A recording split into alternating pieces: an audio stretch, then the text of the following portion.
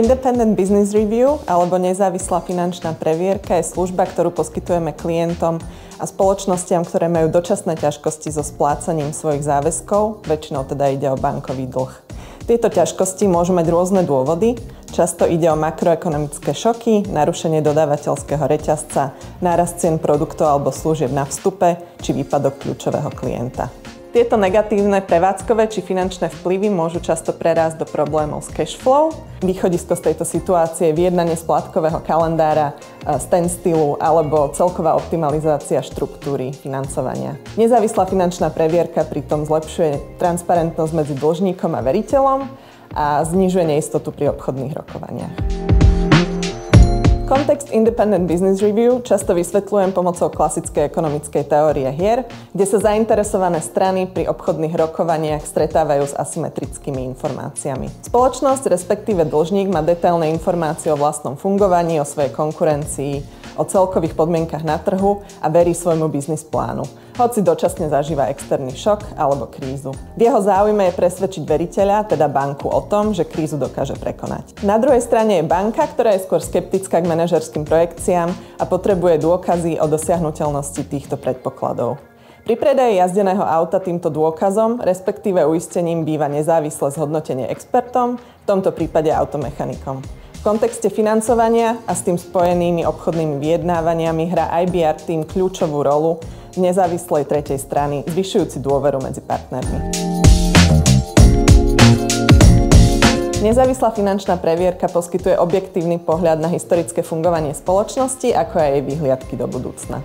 Mitiguje informačnú asymetriu, pričom dáva bankám vyššiu úroveň komfortu a dôvery vo finančné informácie poskytované dlžníkom. Majitelia spoločnosti zároveň benefitujú zo zistenia riešení navrhnutých špecialistami s dlhoročnými skúsenosťami v odbore. Nejde o hru s nulovým súčtom, kde je zisk jednej strany podmienený stratou alebo nevýhodou tej druhej. Profitujú z nej všetky zainteresované strany. IBR je pripravená tímom odborníkov z oblasti financií, finančného modelovania, ako aj sektorových expertov.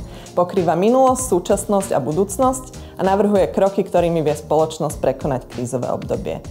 Hĺbková finančná analýza sa začína pochopením historickej výkonnosti z pohľadu výkazu ziskov a strát, finančnej pozície na základe súvahy, ako aj peňažných tokov. Následne sa identifikujú kľúčové ukazovatele, tzv. KPIs, ich historický vývoj a porovnanie s trhom, teda benchmarking analýza. Pohľadom do minulosti je možné identifikovať dôvod, rozsah a trvanie krízy. Na základe analýz historického obdobia, benchmarkingu a expertného názoru sektorového špecialistu sa v rámci IBR vypracujú finančné projekcie. Tie sa zameriavajú na krátkodobú likviditu, rádovo v týždňoch až mesiacoch, ako aj detailné projekcie finančných tokov v strednodobom horizonte. Projekcie často obsahujú viacero scenárov, od konzervatívneho až po optimistický a sú pripravené podľa požiadaviek klienta, veriteľa či konkrétnej situácie. Nezávislá finančná previerka je odrazovým mostikom pre vyjednávania medzi spoločnosťou, dlžníkom a bankou, teda veriteľom. Súčasťou IBR správy, okrem finančných analýz a projekcií, je aj tzv. Step plán, to je sumár ozdravných opatrení, či už v súvislosti s prevádzkou alebo finančným manažmentom spoločnosti, ktoré môžu byť implementované v krátkodobom a strednodobom horizonte pre vylepšenie finančných výhliadok spoločnosti. Náš tím taktiež často pomáha klientom nastavovať reporting a monitoring, či už interne alebo pre externé účely banky. Ak vás ponuka služieb IBR alebo teda nezávislej finančnej previerky zaujala, neváhajte nás kontaktovať. Náš tím odborníkov si s vami rád prediskutuje vašu konkrétnu situáciu a spôsoby, akými vám môžeme pomôcť.